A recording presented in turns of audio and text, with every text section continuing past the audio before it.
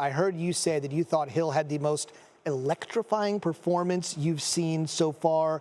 And as a man, as a player, tell us about that. Yeah, I mean, when you look at a guy like that, you go into the game knowing who he is. It's not like this is the first time we've seen Tyreek Hill do amazing things. And so when you kick the ball off to him, you know this is a possibility. And you plan all week. And you start game planning for this game before the last preseason game is over. You plan all week on how we're going to keep Tyreek Hill bottled up. That's right. And this is where we're going to punt the ball. This is where we're going to kick the ball. And then he goes 91 the first time he touches it. And then you bring your guys to the sideline and you lie to him. You know what you say? We're going to stop him the rest of the day, guys. That was a fluke. He can't do that all day. We're going to get better. And guess what happens the second time you give it to him? He scores again. And now you're all out of lies. Now what you hope is when he went in to get a concussion protocol check that he never comes out the team.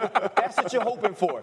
Because you could do nothing with it. Let me just say this. From Mahomes' perspective, it can't start any better, man. Yeah. I mean, the guy goes and scores his first touch, then he scores on your first pass. All of a sudden, you're like, man, NFL is easy, bro. I mean, you know, my last game wasn't so bad. This first game is I'm at the helm. This life is easy, man. I'm going to do this all the time. You know, it's interesting, Ron, you gave the perspective from a defensive standpoint when Tyreek Hill is on the field. I would have wondered, Jeff, from the opposing offensive standpoint, you see this guy's like, all right, now we got to score 2 touchdowns. We're barely getting our sweat here. Oh, bro, listen, you understand down 14 this fast and how explosive he looks.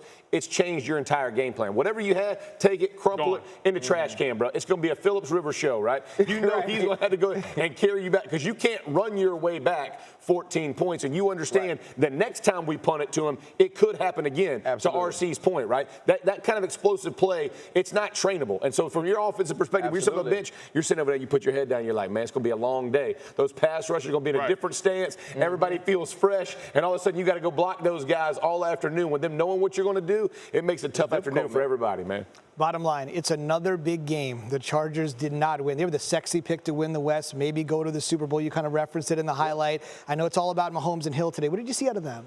Well, when you look at Mahomes, you think to yourself, it's not fake big play ability. Remember last year when Alex Smith started out the season and they were hitting big play after big play through the first 5 games of the season, and it was like, oh, Alex Smith, he's changed, he's different. And me and you would sit there every week and be like, it's going to come back. Absolutely. After a while, he's going to be the guy we've known for over a decade.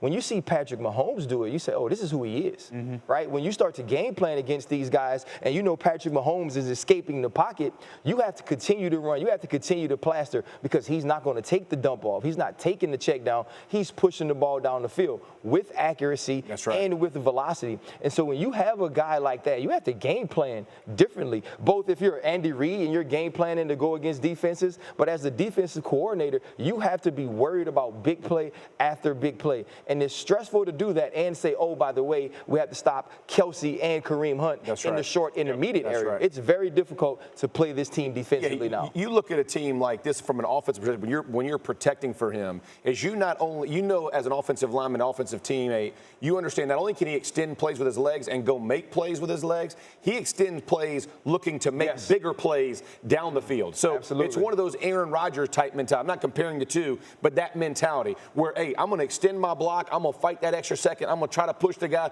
because I know if he gets one more step, maybe he throws that touchdown because he's got such a strong arm. So it puts you in a totally different mindset as an offensive player, understanding it's not just I'm going to go make 5 yards with my legs like Alex Smith because he could move around as well. It's I may go make 5 or I may go 50 throwing the ball deep. Absolutely.